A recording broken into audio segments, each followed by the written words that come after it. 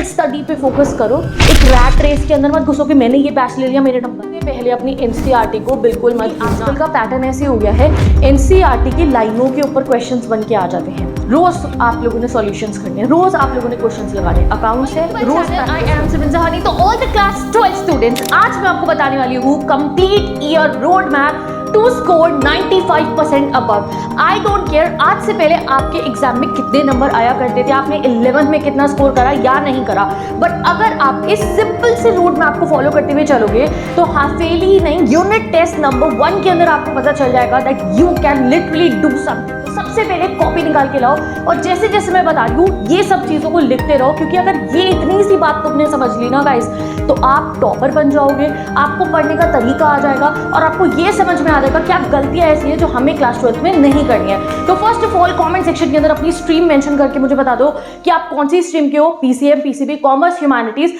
And I will tell you what is the road map of 2026-27 के board exam में topper बनने का।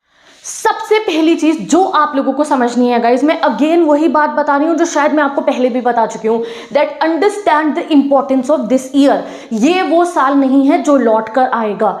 समझ रहे हो आप मेरी इस बात को?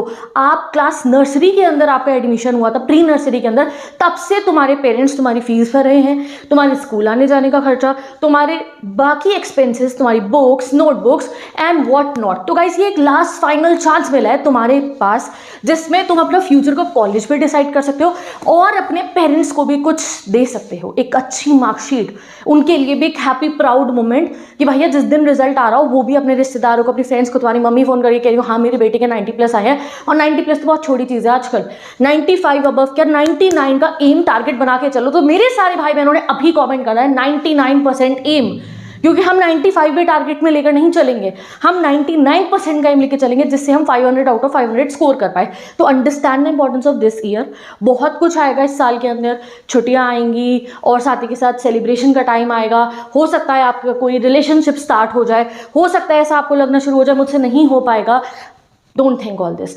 इंपॉर्टेंट समझो इस साल की, ये वो साल है जो आपका कॉलेज डिसाइड करेगा, ये वो साल है जो आपके कॉम्पिटिटिव एग्जाम की रैंक डिसाइड करेगा। तो इस समय पे आपकी सेल्फ स्टडी से ज्यादा इंपॉर्टेंट कुछ भी नहीं है। This you have to understand. Bedrock होता है ना, मतलब जो एक मोस्ट इंपॉर्टेंट लेयर है आपके माइंड के अंदर, मैं ये कह रही हूँ, ये बना लो कि ये साल मुझे खुद को प्रूव करना है, ये साल मेरा कॉलेज जो होगा। ये मत सोचो 12th की सुनने में बहुत अच्छा लगता है, अरे मार्कशीट लाके क्या आ जाएगा, नंबर लाके क्या आ जाएगा। आते हैं नंबर, आके बहुत कुछ होता है। तो अगले 4 साल आपकी लाइफ के कैसे होने वाले हैं वो डिपेंड करेगा इस साल में तुम कैसी मेहनत करने वाले हो।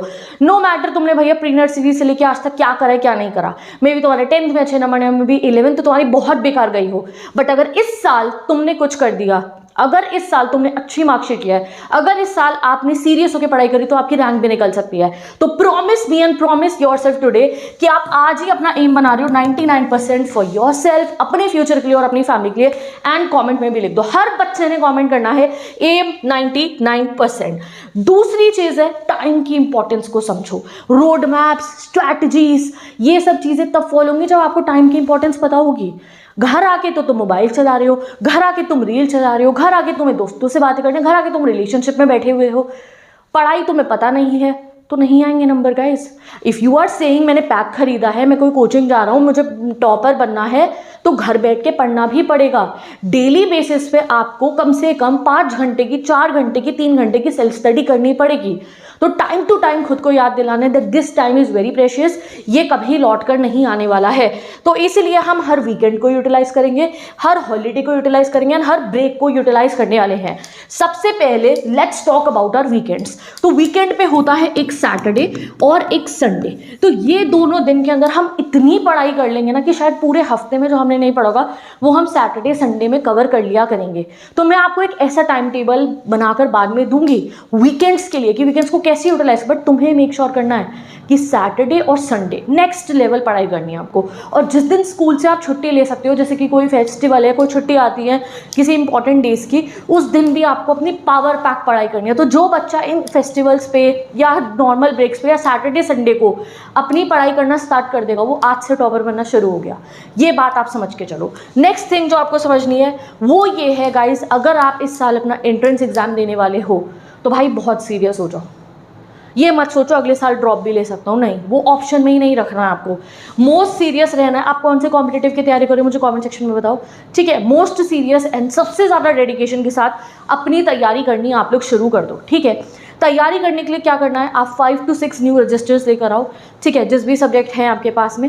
और डेली बेसिस पे आपको मेक श्योर करना है कि मैं 4-5 घंटे सेल्फ स्टडी करूं और मेरे 25 से 30 पेज एक दिन के अंदर एक सब्जेक्ट के भर जाने चाहिए। यस, अभी मैं ये स्ट्रैटेजी आपको कह रही हूँ, 25 to 30 क्या मैं 40 शीट्स ऑफ पेपर कह रही हूँ आपने भर दी हूँ एक दिन के अंदर। चाहे उसमें आपने थ्योरी पोर्शन लिखा हो, या आपने न्यूमेरिकल सॉल्व करे हो, या आपने फॉर्मूलाज लिखे हो, या आपने रिविजन करा हो, समझ रहे हो। रिटन प्रैक्टिस करनी शुरू करो। पुराने कोई पीवाईक्यूज निकाल के सॉल्व कर लिए, कॉम्पिटेंसी क्वेश्चन सॉल्व करने शुरू कर दिए। डेली बेसिस पे आप लोगों को अप्रैल का जो रजिस्टर बनेगा ना, मेक श्योर करो इतनी मेहनत करो, इतनी पढ़ाई करो कि वो अप्रैल में ही आपका एंड हो चुका हो वो रजिस्टर, ठीक है। दूसरी चीज़, टाइम बाउंड हो जाओ। कम से कम जिनका कॉम्पिटिटिव है वो तो 5 घंटे पढ़ेंगे ही पढ़ेंगे। अभी 5 नहीं होता है तो 3-4 घंटे कोशिश करो। और अगर आप 5 घंटे पढ़ सकते हो, 2 घंटे सब्जेक्ट 1, 2 घंटे सब्जेक्ट 2 और 1 घंटे अपने होमवर्क का रखो।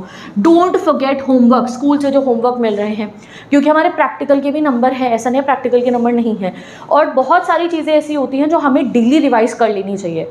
जैसे कोचिंग में जो पढ़ा और आपने स्कूल में जो पढ़ा उसे घर आके रिवाइज करना है।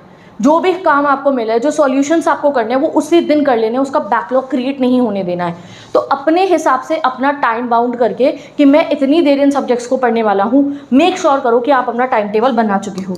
नेक्स्ट थिंग जो आपको समझनी है वो ये है गाइस, देखो मैं आप लोगों को प्रोवाइड करूँगी पीसीएम पीसीबी कॉमर्स ह्यूमैनिटीज़ की डिफरेंट स्ट्रैटेजीज। तो जिस बच्चे को चाहिए मुझे कॉमेंट सेक्शन में बता दो, आई प्रोवाइड यू कि भाई ठीक है, मैं आपको ये नहीं बता सकती भैया पढ़ना कैसे हो सब्जेक्ट को, बट मैं ये बता सकती हूँ मैनेज कैसे करना है। और भी बहुत सारी चीज़ें, मैं इंग्लिश पढ़ाती हूँ एंड इन माय कोचिंग हर एक टाइप का बच्चा आता है, हर स्ट्रीम का बच्चा आ रहा है, तो मुझे तुम्हारी प्रॉब्लम्स भी पता है, उसके सॉल्यूशन भी पता है। बट यहाँ मैं एक जनरलाइज्ड वे में बता रही हूँ। अगर 12वीं में हो, कॉम्पिटिटिव है इस साल, तो ये चीज़ें दिमाग में रख लो। यही छोटी छोटी चीज़ें अगर आपने दिमाग में रखी तो you will be the topper. Next thing is do not ignore English, ठीक है। बच्चे इंग्लिश की इंपॉर्टेंस आजकल समझते ही नहीं और इंग्लिश का पेपर अब मुश्किल आता है।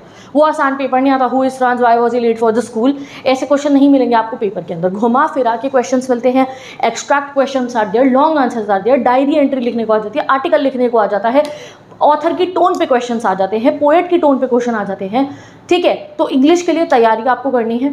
If you are saying that आपके 500 में से 500 आए हैं तो उसमें इंग्लिश के नंबर भी ऐड होते हैं। और अगर आपका भी यूनिट टेस्ट है, बाद में हाफेलीज है, और अगर कुछ सब्जेक्ट में नंबर कम आते हैं ना तो डिमोटिवेशन आती है। तो इंग्लिश को भी लेकर चलना है डेली बेसिस पे साथ में। तो इंग्लिश के लिए आपको टेंशन नहीं लेनी है। Subscribe to my channel, English में आपकी पूरी कंप्लीट करा दूंगी। If you are in class 12, क्या पढ़ना है क्या नहीं पढ़ना, नोट्स कहाँ से लेने, इंपॉर्टेंट क्वेश्चन क्या है, एवरीथिंग फ्री ऑफ कॉस्ट आपको मेरे चैनल पर मिल जाएगा। तो इंग्लिश के लिए आप मेरे चैनल को सब्सक्राइब कर लो। और अब बात करते हैं हम अपने बाकी सब्जेक्ट्स की, पीसीएम पीसीबी कॉमर्स ह्यूमैनिटीज़ के बाकी सब्जेक्ट्स। अभी मेक श्योर कर लो आज हफ्ते भर के अंदर, स्टार्टिंग के 2 हफ्ते के अंदर पता लगा लो ये 2 सब्जेक्ट ऐसे हैं जिनमें मुझे ज़्यादा टाइम देने की ज़रूरत है, ये वो सब्जेक्ट ऐसा है जो मुझे अच्छे से आता है, इसमें मेरी स्पीड है। तो अपने वीक एंड स्ट्रॉन्ग एरियाज़ को पहचान लो अभी से और उन पे वर्क करना शुरू करो कि यार ये वाला मेरा जो पोर्शन है ना केमिस्ट्री का, या ये वाला जो मेरा फिजिक्स का, यहाँ से मेरे को गड़बड़ होती है, ये मुझे समझ में नहीं आता, तो उस पर ज़्यादा वर्क करो, ठीक है। मैं अगर कॉमर्स के से नहीं, मुझे ईगो के यहाँ पे बहुत दिक्कत होती है, तो उस पर ज़्यादा वर्क करनी शुरू कर दो, उस सब्जेक्ट को ज़्यादा टाइम दो। When I was in class 10 मुझे जो है पता था कि मेरे सब्जेक्ट ये वीक हैं ये स्ट्रॉन्ग है। 12th में मुझे पता था ये वीक है ये स्ट्रॉन्ग है, तो जो वीक सब्जेक्ट होता था उसको मैं हफ्ते में ज़्यादा पढ़ती थी, जो मुझे पता है मैं कवर अप कर लूँगी उन्हें मैं कम देर पढ़ा करती थी। तो मेक श्योर कि आपको पता हो क्या आपको मुश्किल लग रहा है और क्या आप अच्छे से कवर कर लोगे। और जो सैटरडे संडे वीकेंड हम रखेंगे उनमें हम यही मुश्किल सब्जेक्ट्स को कवर करने वाले हैं। Next thing, do follow the NCERT. चाहे आप कॉम्पिटिटिव के लिए भी तैयारी करो तो भी मैं आपको कह रही हूँ, हर एक सिलेबस के लिए सबसे पहले अपनी एनसीईआरटी को बिल्कुल मत भूलना, क्योंकि आजकल का पैटर्न ऐसे हो गया है, एनसीईआरटी की लाइनों के ऊपर क्वेश्चंस बन के आ जाते हैं। जो आपसे आंसर बनते नहीं है ना, वो इसलिए होता है क्योंकि आपने एनसीईआरटी पे ध्यान ही नहीं दिया होता। समझ रहे हो? तो रीडिंग करनी है एनसीईआरटी की पूरी, एनसीईआरटी के सारे क्वेश्चन आंसर्स को आपको लगाना है, और साथ ही के साथ में एनसीईआरटी से देख के अपने नोट्स बनाने शुरू कर दो। सामने रखी एनसीईआरटी, हाईलाइट करा, जो इंपॉर्टेंट लग रहा है उसे अपने रजिस्टर के अंदर रखा। तभी मैंने आपको कहा अभी अप्रैल से ऐसा हो कि आपका पूरा रजिस्टर भर गया हो। अप्रैल मंथ के रजिस्टर इतना मोटा आपका भर चुका हो जिसमें आपने अपनी तैयारी करी हो, क्योंकि जितना आप लिखोगे उतना आपके दिमाग में बसेगा। Writing practice is very important for all of us. Okay, चलो अगली बात पे आते हैं। Next and most simple thing is note making. यही रजिस्टर भरने वाली बात जो मैं आपको कह रही हूँ, सिंपल फॉर्मूला है, जितनी आप रिटन प्रैक्टिस करोगे उतना आपके दिमाग में बसेगा, उतने अच्छे आपके नंबर आएंगे। चाहे किसी भी सब्जेक्ट की बात है, मैथ्स, न्यूमेरिकल सब्जेक्ट, फिजिक्स की बात हो रही है, किसी भी सब्जेक्ट की, रोज़ आप लोगों ने सॉल्यूशंस करने हैं, रोज़ आप लोगों ने क्वेश्चंस लगाने हैं। अकाउंट्स है, रोज़ प्रैक्टिस करनी है। इकोनॉमिक्स का आप न्यूमेरिकल पोर्शन है, रोज़ न्यूमेरिकल्स लगाने हैं। बीएसटी है, रोज़ अपने नोट्स बनाने हैं। समझ रहे हो? ये नहीं कि दूसरों से नोट्स मांगिए हो गया काम, अपने नोट्स बनाने। मेरे पॉलिटिकल और हिस्ट्री ज्योग्राफी के स्टूडेंट्स नोट्स बनाने हैं, ये नहीं कि दीदी नोट्स दे देंगे उससे पढ़ लेंगे, नहीं, अपने नोट्स बनाने शुरू करने हैं। And last but not the least, I would like to tell this to all the students these days, depend on your yourself होता है ना, बिलीव इन योर सेल्फ, आज मैं आपको कह रही हूँ डिपेंड ऑन योर सेल्फ, क्योंकि आजकल का ना ज़माना ऐसा हो गया, अगर आप यूट्यूब देखो, आप ऑनलाइन कहीं पर भी देखो, आपको ऐसा लग रहा है एक टीचर आपको नंबर दिला देगा, ये टीचर से मैं पढ़ लूँगा तो नंबर, टीचर नंबर नहीं दिलाएगा।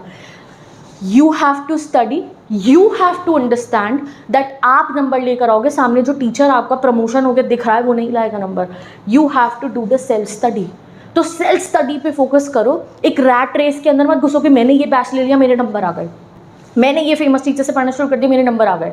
ये तुम रील स्क्रॉल कर रहे हो, ये कभी कोई आ रहा है कभी कोई आ रहा है, और तुम सोच रहे हो यार इस टीचर से पढ़ो उससे, ये सब भूल जाओ।